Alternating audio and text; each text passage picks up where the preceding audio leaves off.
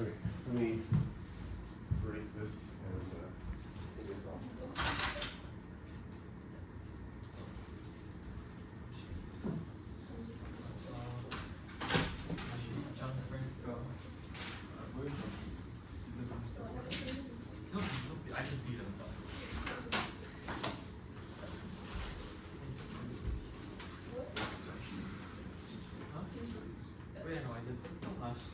Okay, so I think last time there was like one lemma that I still needed to prove. So let me go back to that.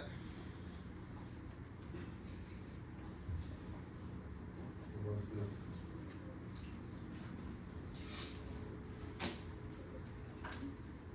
Right.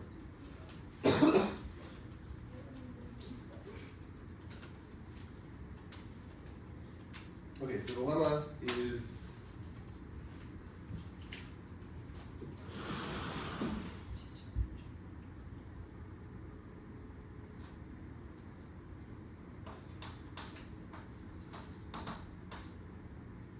that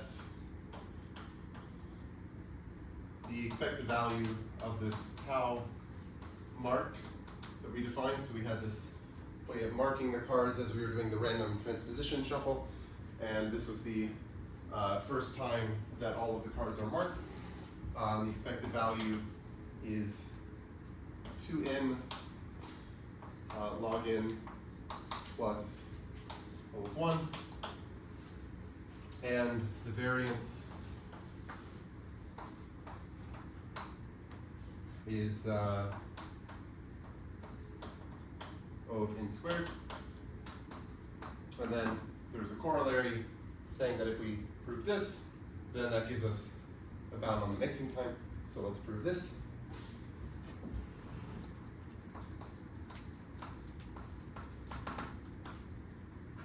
Okay, so I'm gonna let tau sub k be what I'll write as mk plus 1 minus mk, where m sub I is the it's the time when the ith card gets marked.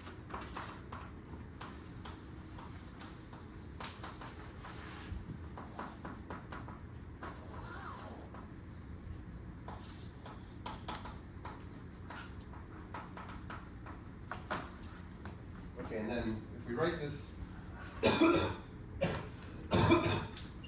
then tau k is a geometric random variable.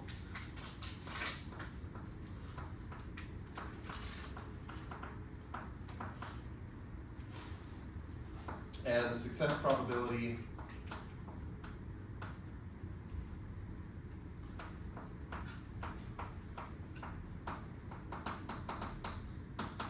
is k plus 1 times n minus k over n squared. Okay, so why was this? Well, okay, yeah, this is just because of the way that we were marking the cards, where you mark the card in your right hand. If it's not marked, then the card in your left hand is marked, or they're the same card. And so the probability of that happening would be, well, I guess, okay, there are k plus 1 ways for the left hand card to be something that's already marked or the same as the right hand card.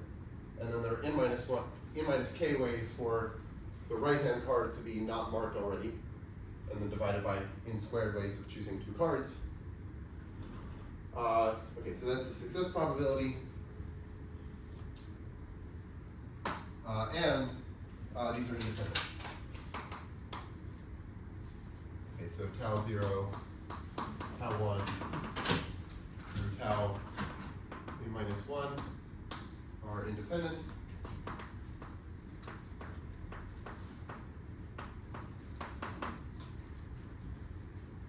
Okay, and also we can write tau mark write it as just, well, first of all, it's m sub n. It's the time when the nth card gets marked. But we could write that as mn minus m0, because m0 is 0. And then this we could write as a telescoping sum of these tau i's. So this is tau 0 plus tau 1 plus plus tau n minus 1. Okay, so then this allows us to get the expected value. The expected value of tau mark is just the sum of the expected values of these geometric random variables. Each one has its expected value being n squared over k plus 1 n minus k. So this is the sum from k equals 0 to n minus 1 of n squared over k plus 1 n minus k. Okay, and we could write that as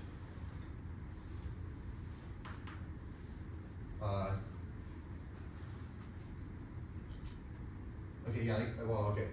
You can do this with like partial fractions, just rewrite this as n squared over n plus 1, sum from k equals 0 to n minus 1 of 1 over k plus 1 plus 1 over n minus k, so you can check that these end up being the same thing. And then, okay, well the point is that these are basically like harmonic sums truncated, so, or yeah, they're harmonic sums. So this is like, basically, this is like n, and then this is essentially like log n plus log n, so it's like 2n log n plus O of n, which is what we wanted, or I guess I can write it in the way that I want it up there. Okay, so that's the expected value. And then for the variance,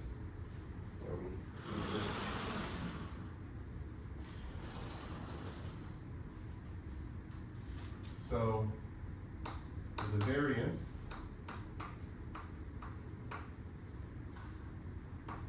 of tau mark,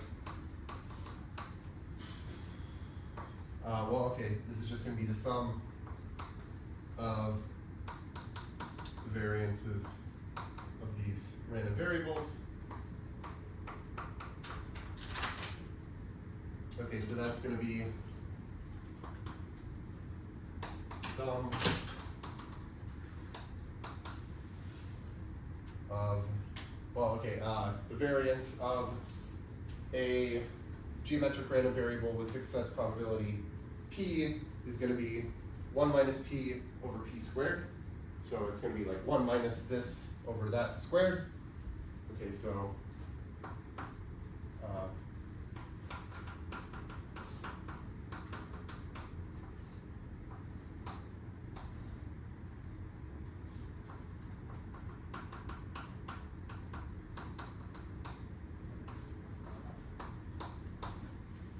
okay, and then how can we rewrite that? Okay, well now we just do algebra, so we just say we can multiply this top and the bottom by n to the 4th.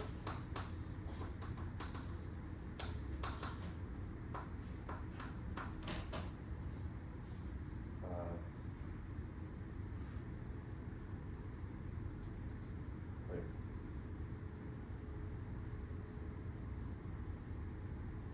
Okay, maybe it should be this.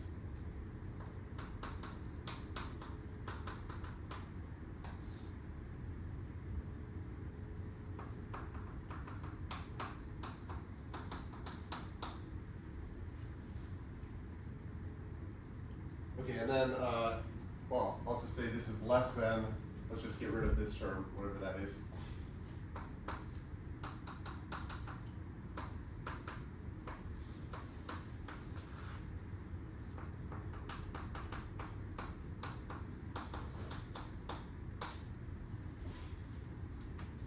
Okay, and then we can rewrite this. Yeah, so the trick here is we're going to rewrite it as, we're going to split the sum into two sums. So we'll write this as into the fourth, and then this sum we can write as sum over 0 less than or equal to k less than n over 2 of that thing, 1 over k plus 1 squared n minus k squared, and then plus the same sum, but now over n over 2 less than or equal to k less than n.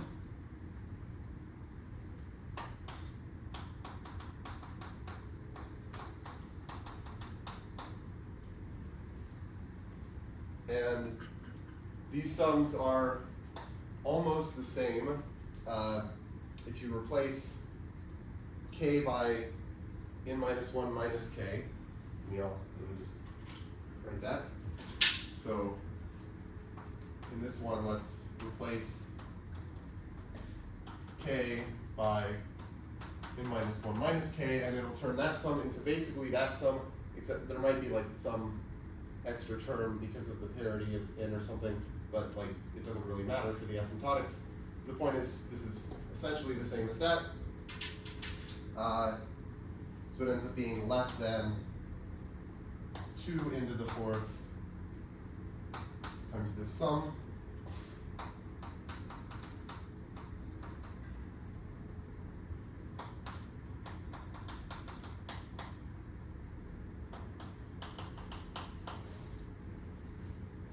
Okay, and then that we can estimate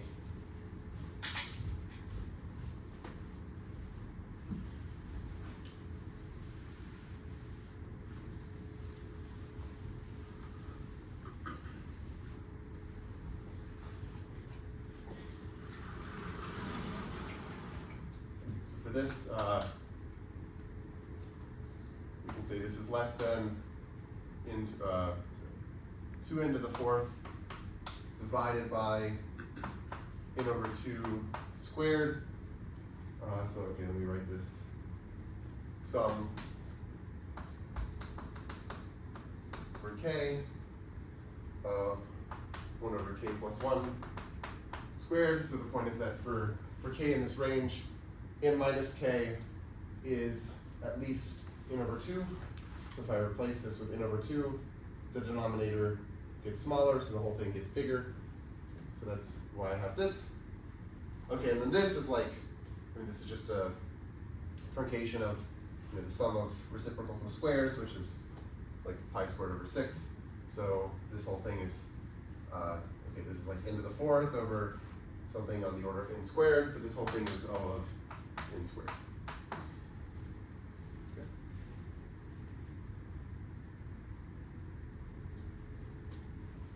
Okay, and then I'll just remind you, I won't write out the proof again, but I'll say the corollary, why we cared about this, was that for the random transposition shuffle,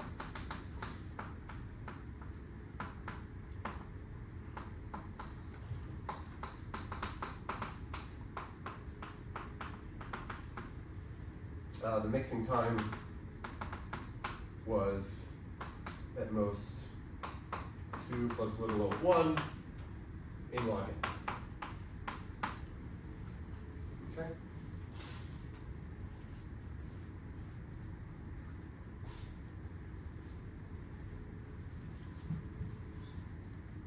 Okay, so that's what I wanted to say about the random transposition shuffle. Okay, so the next kind of shuffle is maybe the more natural shuffle, which is the riffle shuffle. So this is like the usual shuffle that people do, where you split the deck into 2 halves and then you like riffle them together. And so we want to like mathematically model that and analyze things like the mixing times, so like how many times do you actually have to riffle shuffle the deck to get it to mix well. So first, before I get into the riffle shuffle, let me say more things about just random walks on groups, and I'm going to set up some things, and then I'll talk about the riffle shuffle. Okay. Let's see.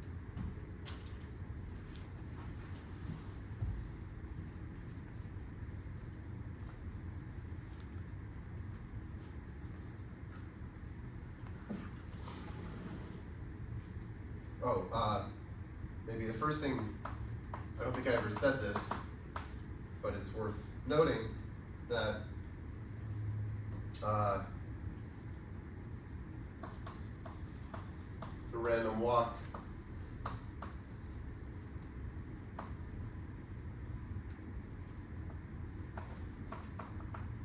on,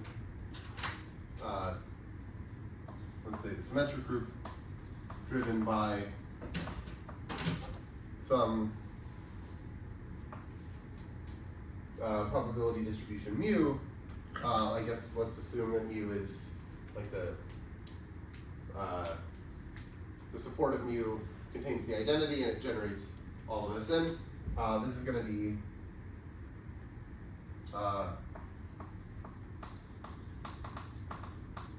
uniform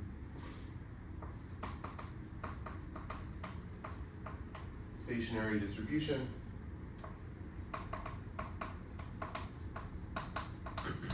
Just because like there's not anything special about any specific permutation.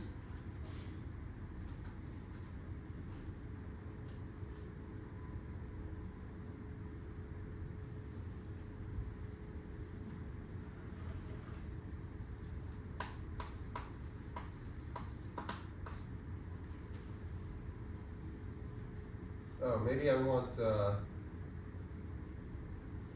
I guess I want this on, not just as in some group, let's just say a finite group G. Okay. So now for the lemma, let's say we have mu and mu hat are probability measures on my finite group G.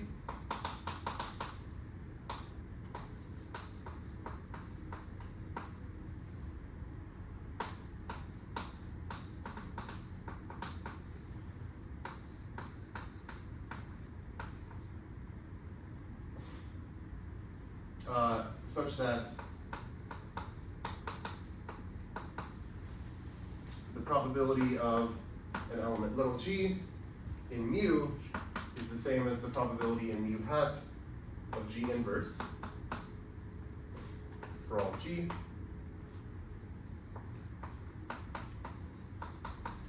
Okay, so really I just chose the probability measure mu, and then I define mu hat by this formula.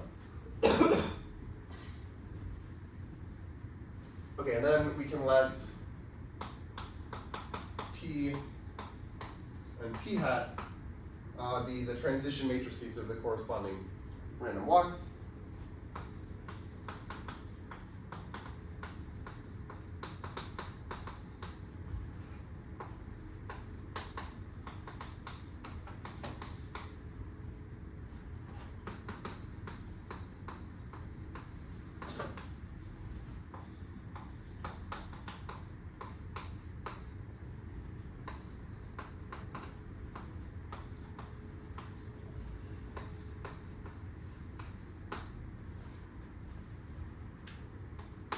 So P and P hat are the transition matrices of the random walks driven by mu and mu hat.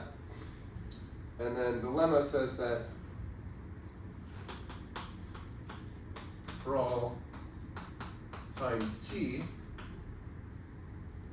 if I look at the total variation distance of p to the t of I comma dot, so this is this probability measure of like the probability of reaching some spot. If we start at the identity and we do t steps of this random walk, this is minus the stationary distribution pi, which is uniform.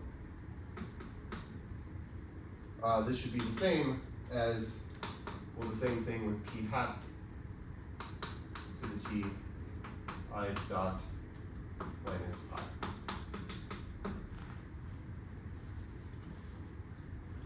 Okay. Oh, maybe I should say this p hat, or the random walk driven by p hat, is called the reverse walk. So, okay, I'll just say p hat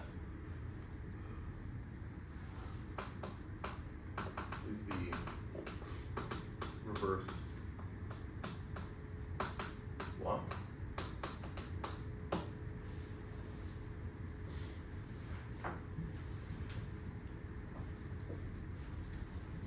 Okay, so for the proof,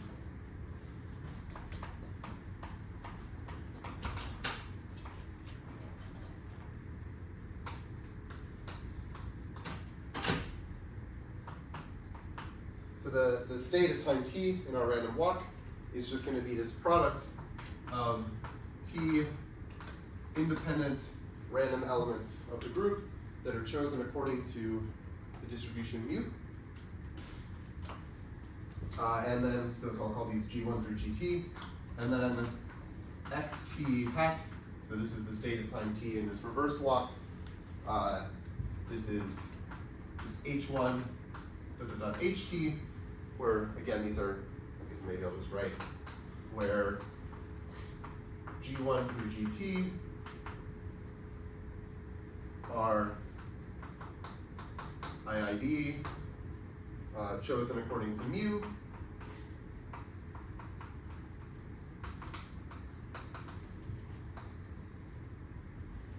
And then the H's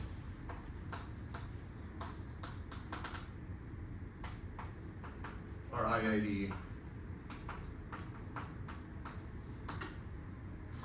chosen according to mu hat.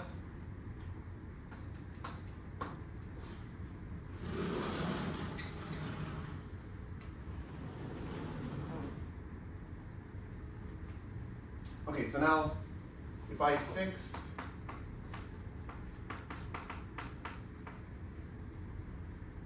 some elements A1 through AT in my group,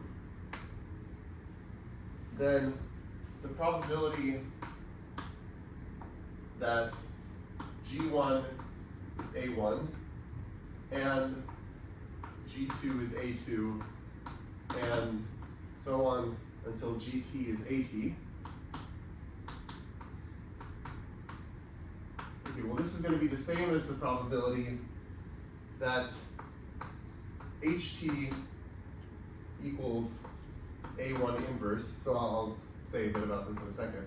HT minus 1 equals A2 inverse, and so on until H1 equals A T inverse. Okay, so I'm reversing the order, and that's going to help in a second. But the point is, like, all of these are just IID, so I can say, like, the probability that G1 equals A1, that's the same as the probability that HT equals A1 inverse, because HT is just chosen randomly according to mu hat, and G1 is chosen according to mu, so by the definition of mu hat, that's true, and similarly for all of these. Okay, but then, yeah, the reason I reverse the order is because now I can say, if I pick some A in the group, we can sum over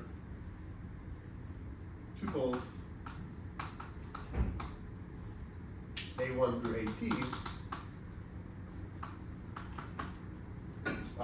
the product to A,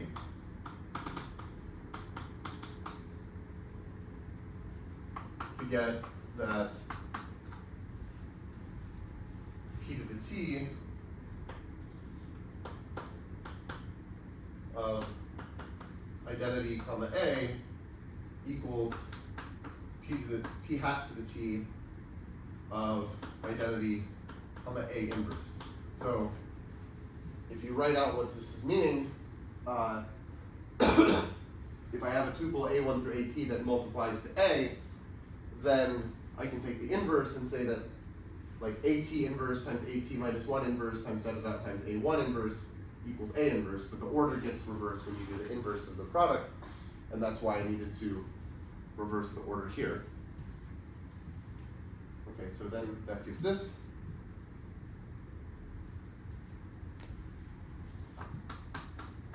And hence,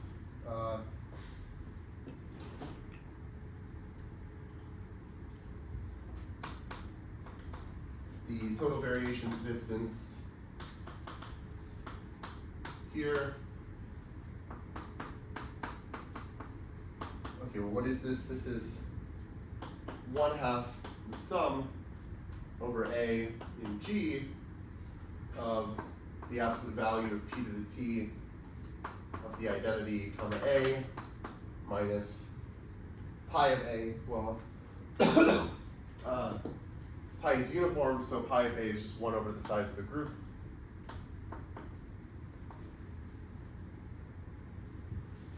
Okay, and then,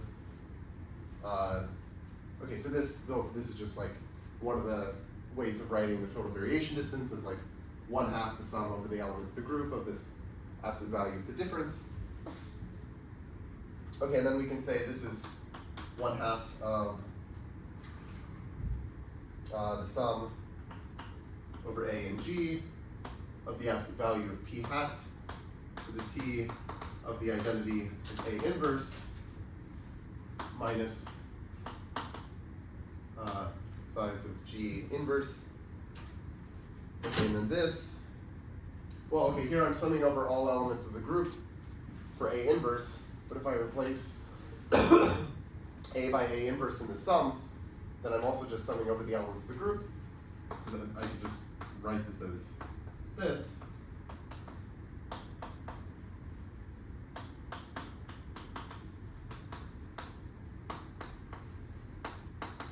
Right, so the only difference is I got rid of the inverse on the A, but I can do that because I'm still summing over the elements of the group. And then this, finally, is the total variation distance between P hat to the T of identity comma dot minus pi.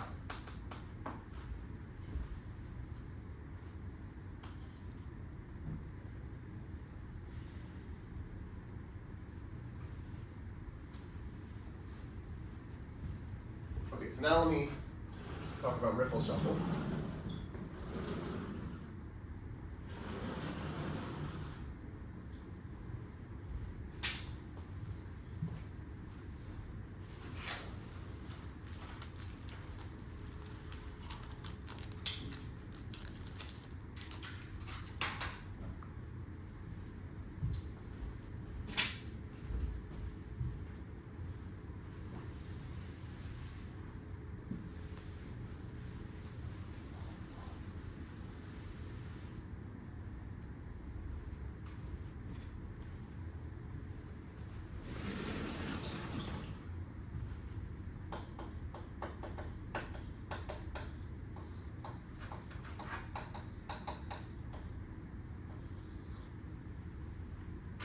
Okay, so let me start by giving two different descriptions of a riffle shuffle, and they'll end up being the same.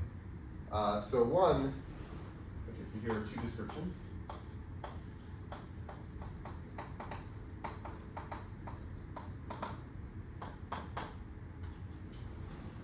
So the first one, I'm going to let M be a binomial random variable with parameters n and 1/2.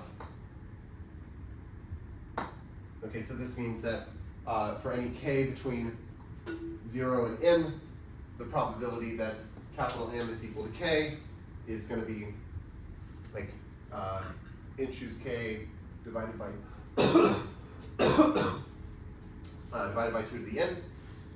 Okay, so we have this binomial random variable, and then we're going to use this to split the deck into a top and a bottom piece, where the top piece has this many cards, and the bottom piece has n minus that many.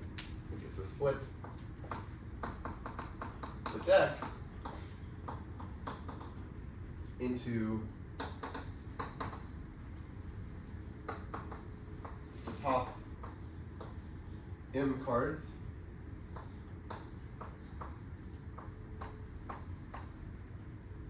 and bottom n minus m cards.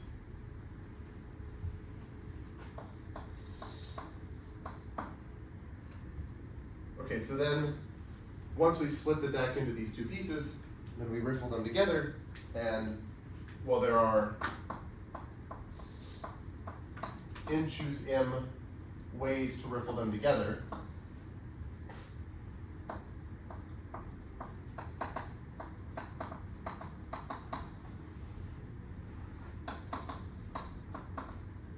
Riffle the two piles together. Right, because when you riffle them, you're keeping the relative order of the cards in each pile the same. You're just choosing like what are the positions of, say, the top pile cards in the shuffled deck, and then the other positions are for the other piles. So there are that many ways to choose them. And so what we're going to do is just choose one uniformly at random.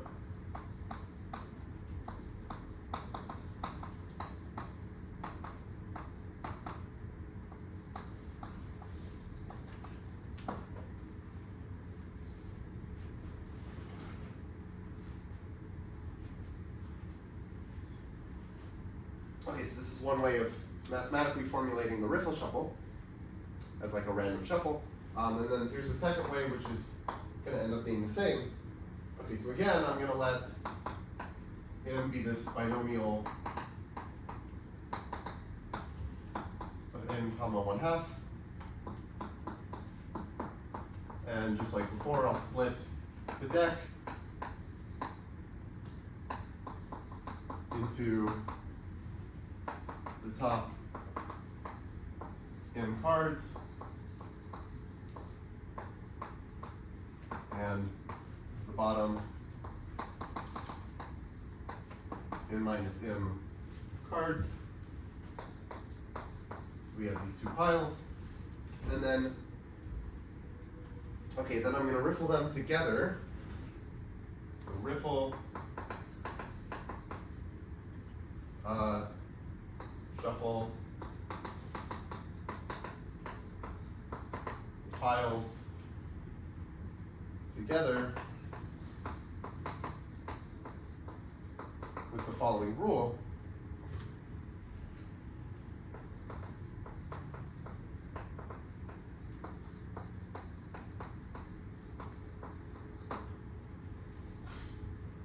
So let's suppose that at some point, so at some time, so okay, imagine we're like doing this riffle shuffle, so we're like, some of the cards are, you know, falling down onto the table, and then at some point in time in the middle of this riffle shuffle, we have some number of cards in our left hand and some number of cards in our right hand. So suppose at some time the left deck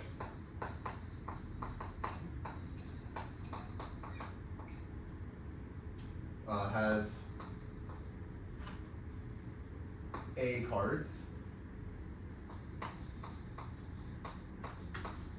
and the right deck has B cards.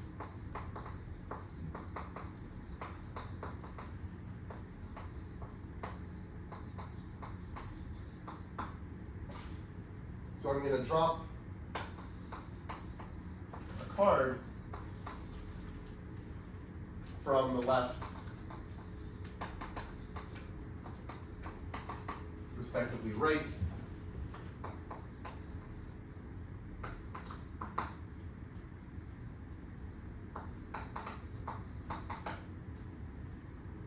deck with some probability,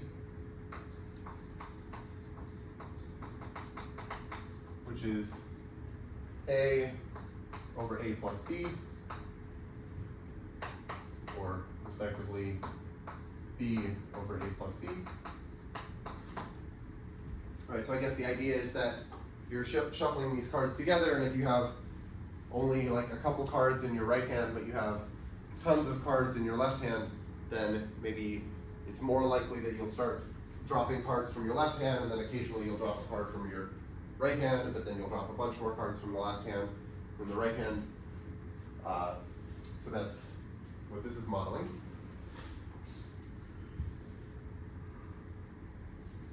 Okay, and so then the claim is that these are actually the same. So claim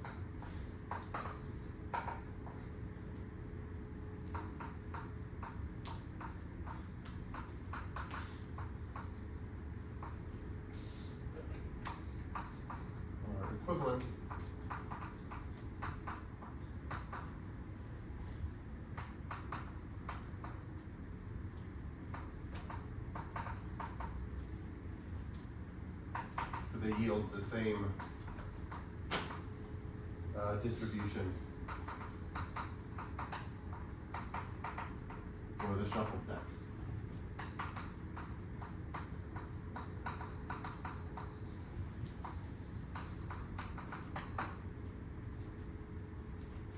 So I think like in real life this isn't actually super accurate, because I think when normal people shuffle, there's like a tendency for like large clumps to drop at one time instead of just like single cards dropping.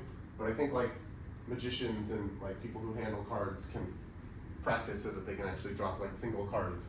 But I think this is something you have to like practice. But anyway, we'll assume that we have like a shuffler who's very good at shuffling. Okay.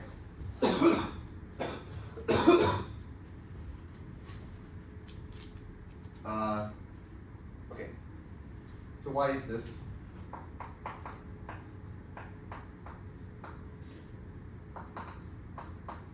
So in method 2, we can let AI, respectively BI, be the number of cards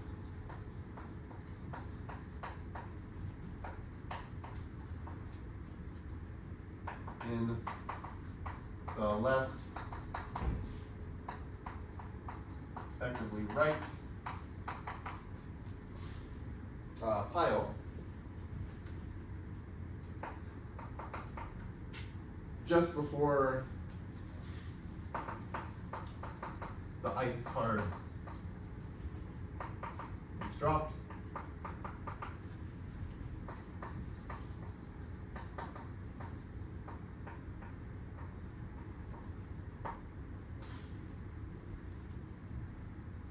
Okay, so if we do this, then we can say, okay, when we riffle them together, like there are multiple different possible interleaving sequences. Like there are a bunch of possible ways that we could interleave the cards together, and the probability of any one of them, so the probability of a particular interleaving sequence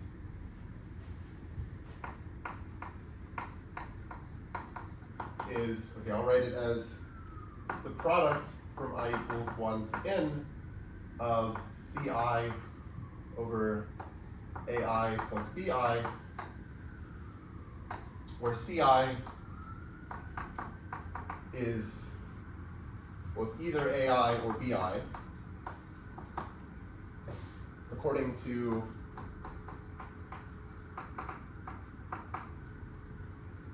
whether the ith, to whether the ith drop card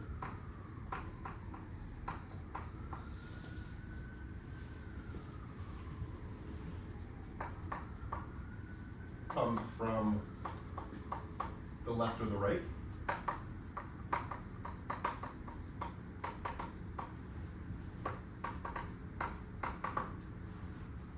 Right, so I have like some particular interleaving sequence that I'm considering, and let's say it's like I'm supposed to drop like the left card and then the left card and then the right card and then the left card.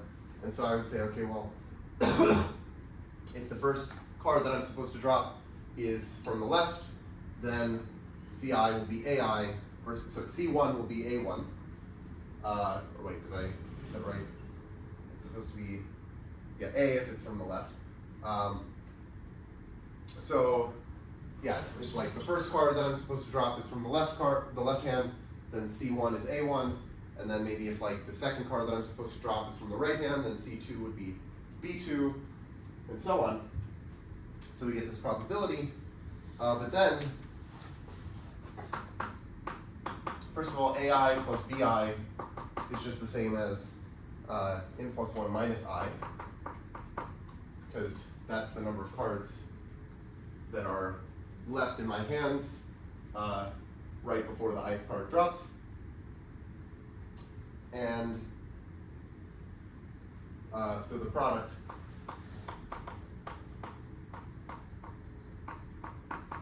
is,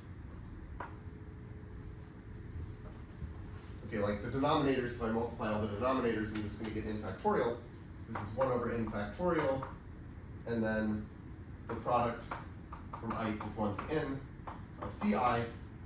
But then the ci's, okay, so like as I range through this, some of them are from the left hand, some of them correspond to the right hand. And the ones in the left hand should range over the numbers from 1 to m. Right, so like the ci's due to the pile with m cards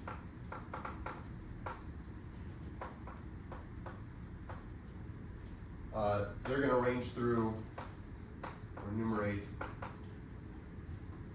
the numbers 1 through m.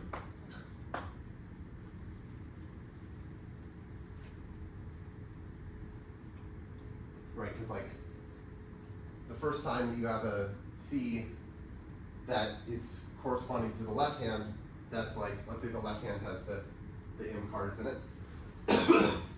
So the first time you do that, you're going to have C1 is going to be the number of cards in your left hand, which would be M, but then like the next time you have a C coming from the left hand, it's going to be M minus 1, and then the next time it's going to be M minus 2, and so on.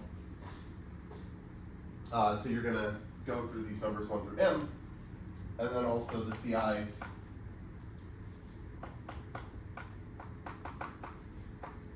due to the pile with n minus M cards enumerate the numbers from 1 to n minus m. Does that make sense, what I'm saying here? Okay. Okay, so then what that means is then that 1 over n factorial times the product of the CIs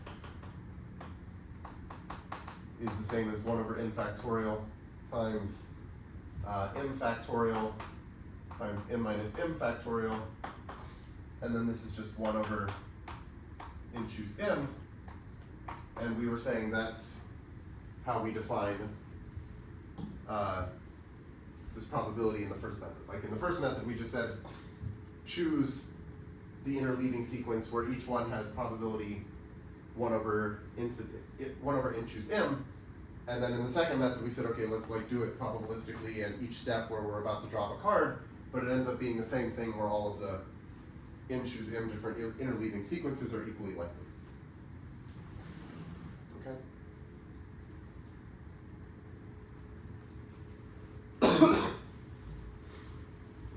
Okay, I also want to give one other description, but this is going to be for the reverse chain. So here we have like this notion of the reverse walk, and I want to describe the reverse walk for the Riffle Shuffle.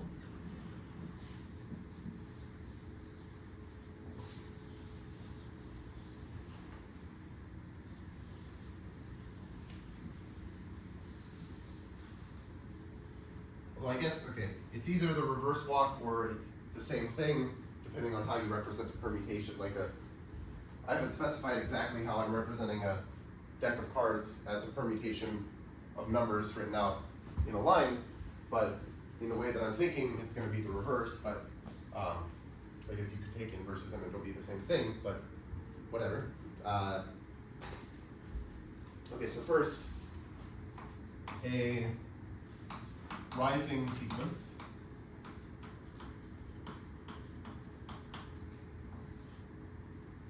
in a permutation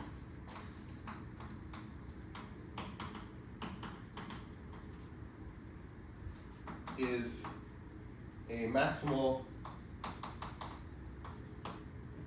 increasing subsequence consisting of consecutive values.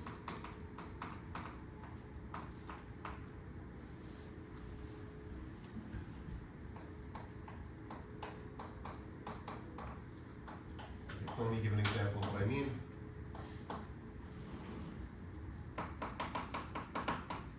So let's say, okay, so the rising sequences of, let's take the permutation 3, 1, 4, 8, 5, 2, 6, 9, 7. Okay, so one, like the first rising sequences, I basically start at the 1 and I look for the 2, and if it's to the right, then I use that, and then I look for the 3, and I keep going until I can't go any further. So here I would go 1, and then 2, and then I can't find the 3 further to the right. So like 1, 2 is one of the rising sequences. And then I look at the 3, and I start going like 3, 4, 5, 6, 7, and then I can't go further, finding the 8 to the right. So I get 3, 4, 5, 6, 7 is the next rising sequence. And then for the last one, I look at the 8 and the 9, and I can't go further, so I just get 8, 9. Okay?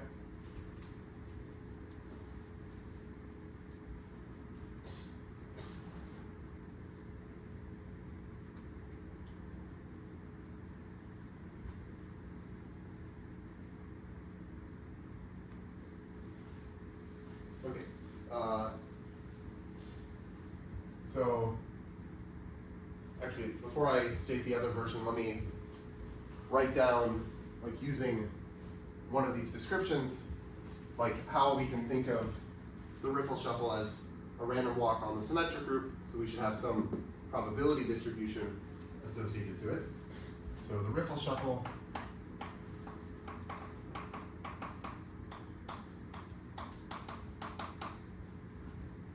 is a random walk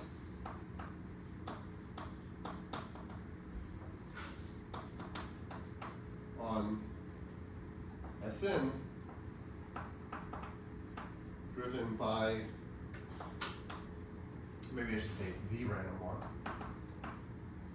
driven by the probability measure, which I'll call Q, and Q is given by, well, okay, so the way you think of Q is you imagine that you start with the identity permutation, and then you just do this procedure and you look at the distribution of what possible shuffled decks you could have gotten.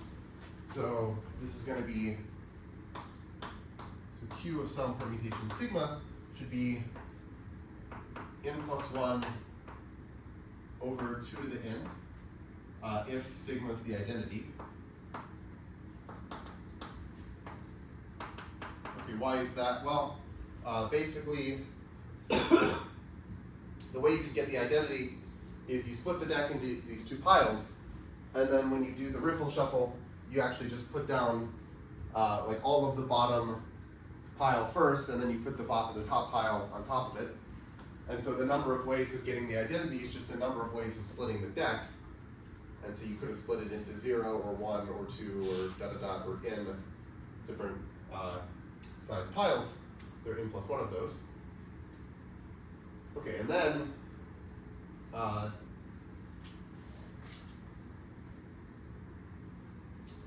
this should be 1 over 2 to the n if sigma has 2 rising sequences.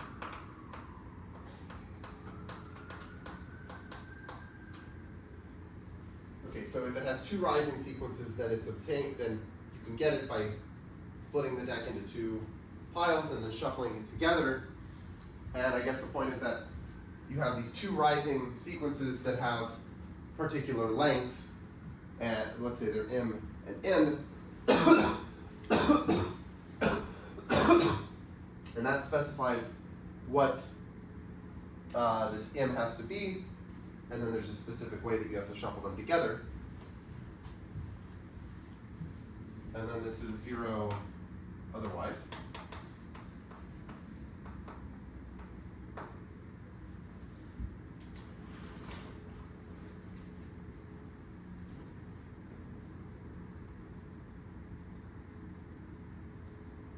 Okay.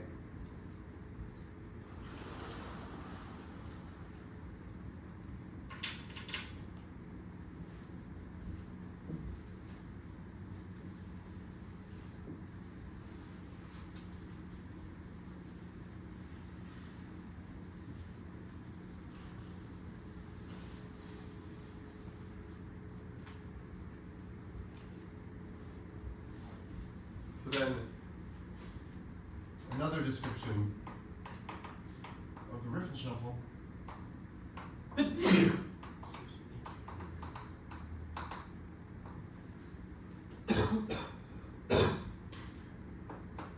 so this is 3. We're going to label the in cards with independent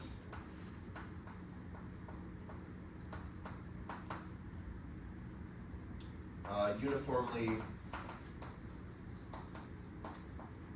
random elements of 0, 1. So basically just assign each card some random bit, 0 or 1, and they're all independent. And then we're just going to pull all cards labeled 0 to the top.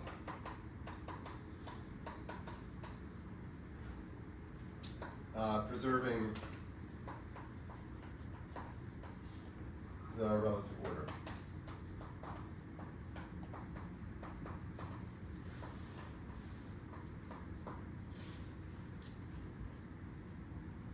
And okay, so I guess if we encode card, like decks of cards in this way, then this ends up being the reverse of what I described over there.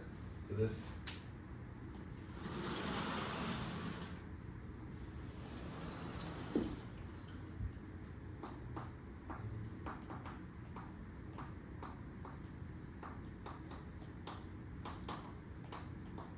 reverse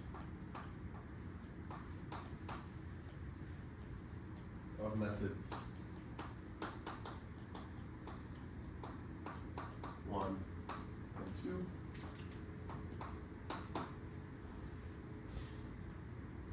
Right, so this is just because the number of cards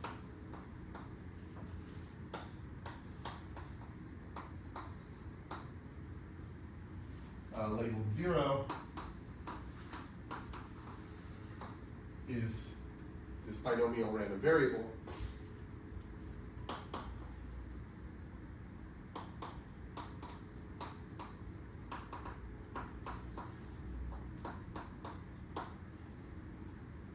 And the locations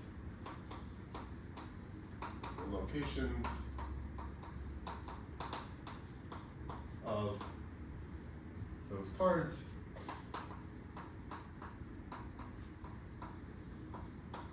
form a uniformly random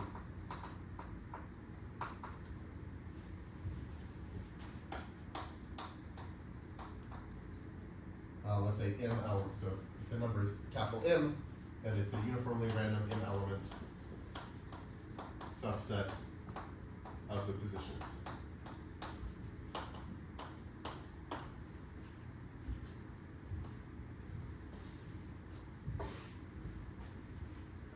Okay, so we'll, I guess I'm just following the book, so we'll call this the inverse Riffle Shuffle.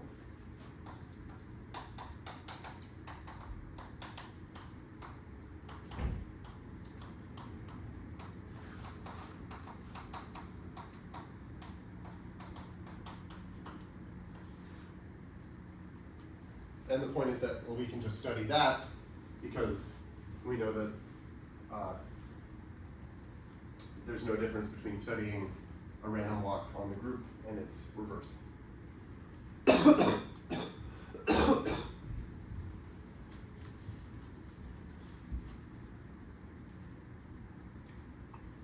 Okay.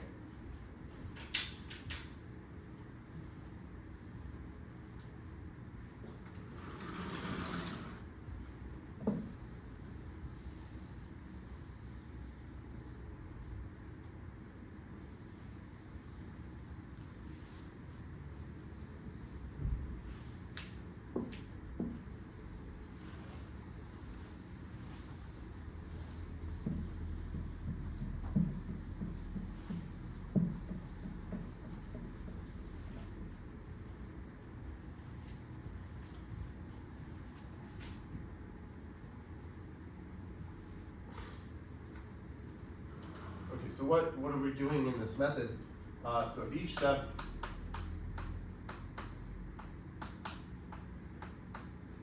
we assign each card a bit in 0, 1. So then after t steps, we'll have assigned it t bits. After t steps, we will have assigned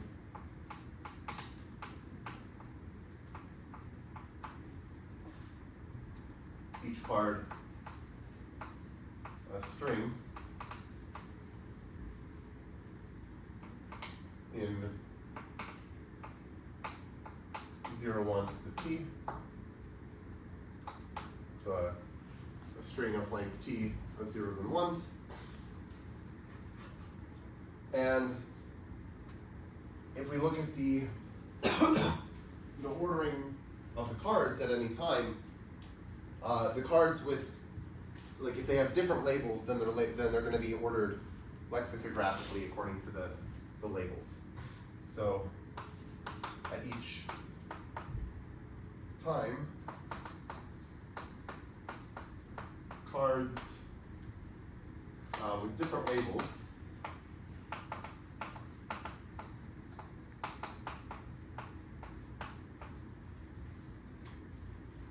are ordered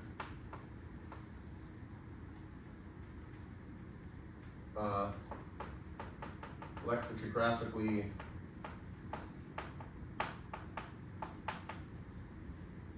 by their labels. So, like, for example,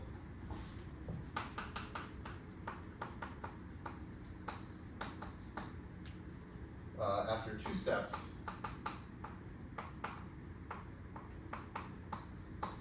what we'll see is, like, first, if we write out our permutation for our deck of cards, we're going to have, like, all of the cards labeled 0, 0 will be out front. And then we're going to have all of the cards labeled 0, 1.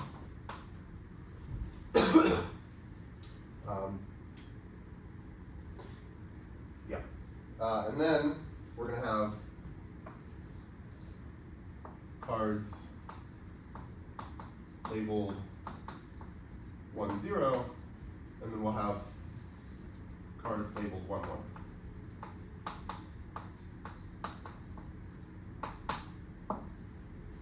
Yep. Here the first label is the most recent one. Oh yeah, right. Yes, good point. Yeah, I guess that's the convention. Yeah.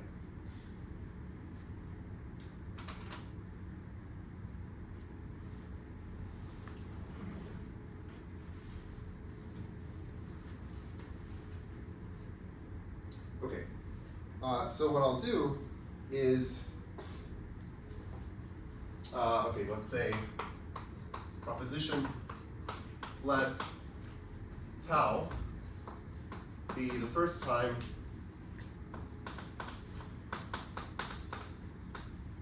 when all cards have different labels.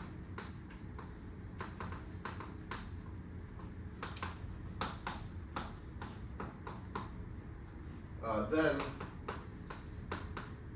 this tau is a strong stationary time.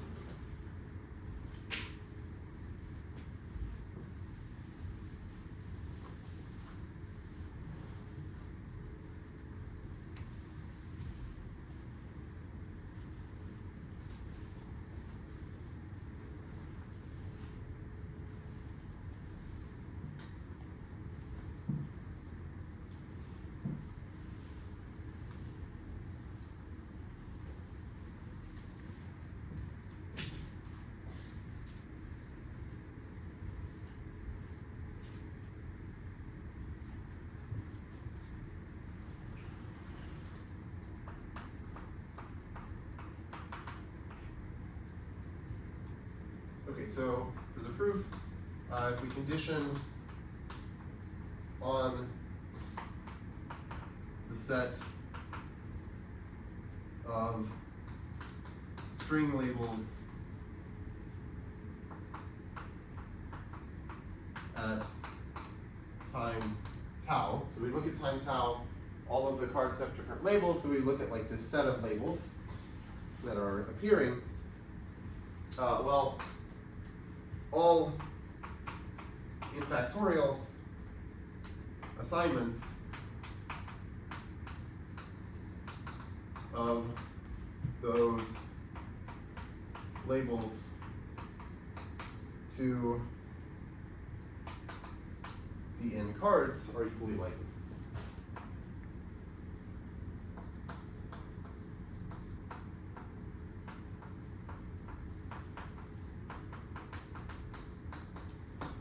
Right, and so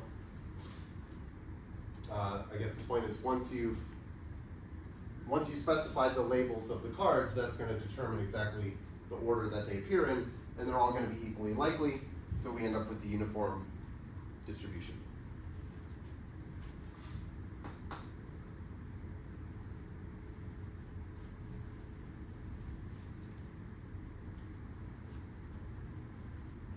Okay, now maybe the last thing I'll do today is give an upper bound on the mixing time for the Riffle Shuffle.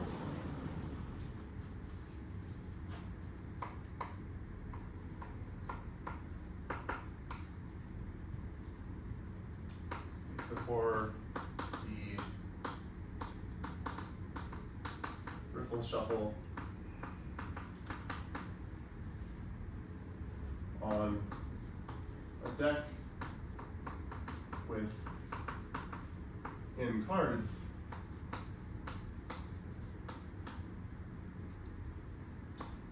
the mixing time is at most 2 log base 2 of 4n over 3. So it's pretty small. It's like on the order of log n.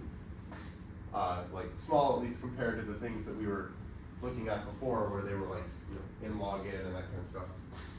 So this is pretty quickly mixing things. Or maybe I'll say for sufficiently large n.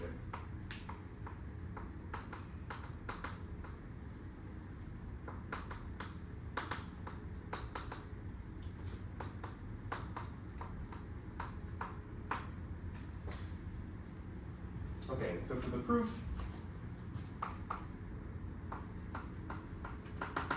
we're gonna look at the probability that our strong stationary time tau from the previous proposition is less than some t.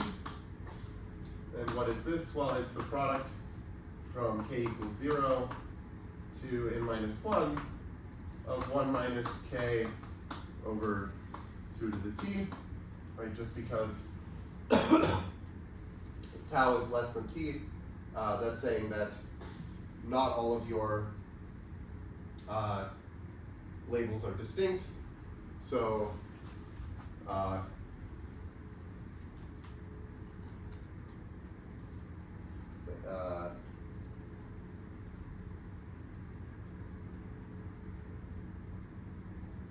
oh, right, yeah, so that's saying like you have the first card just has probability 1, and then for the second card, you want to say, wait,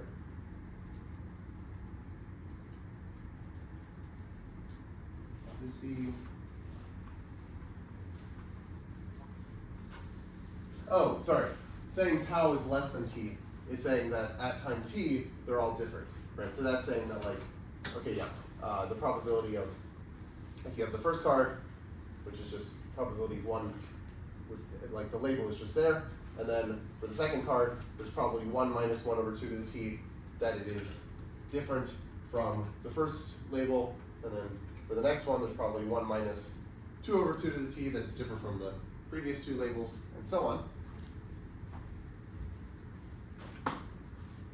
Okay, and then let t be 2 log base 2 of n over some c. So if we do this, then by rearranging 2 to the t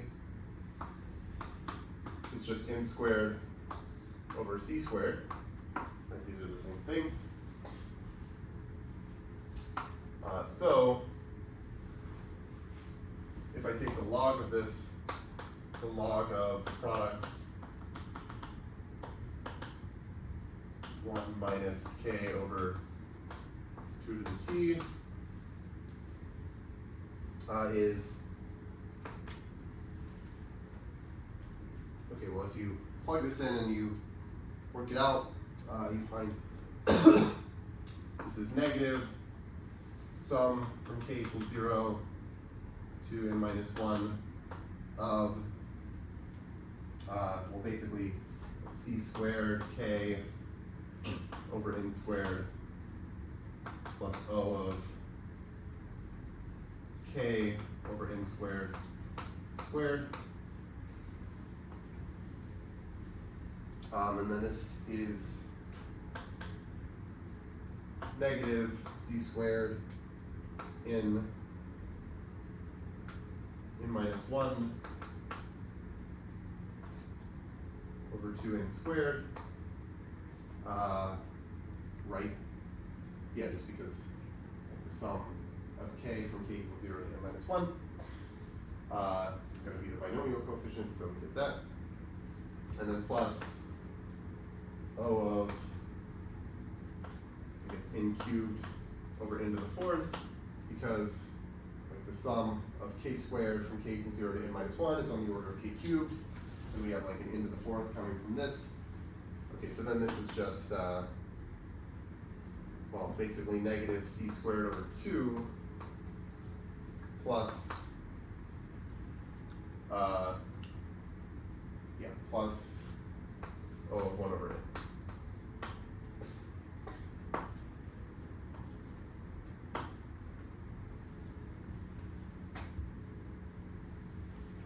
Okay, and then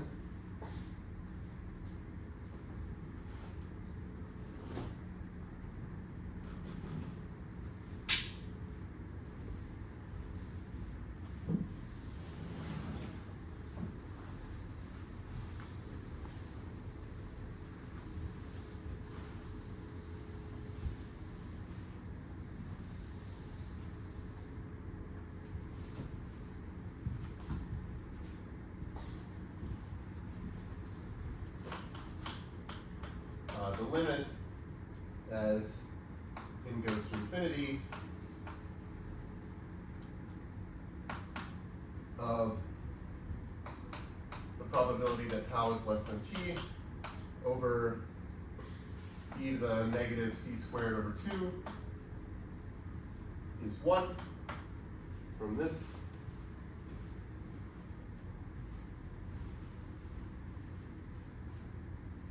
So then if we choose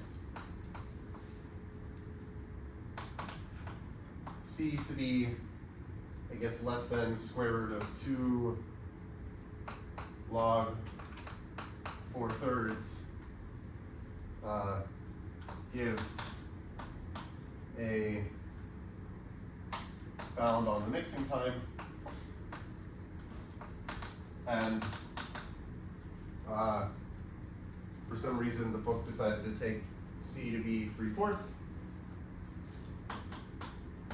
So taking C equals 3/4 gives the desired bound.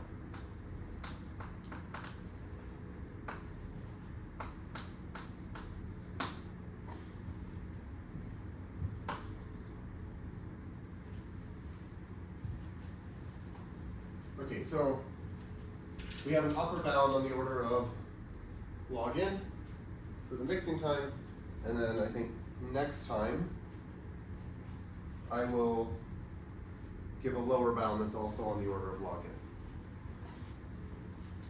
And the lower bound is actually just coming from a counting bound, so it's not hard, but I'll go into that next time.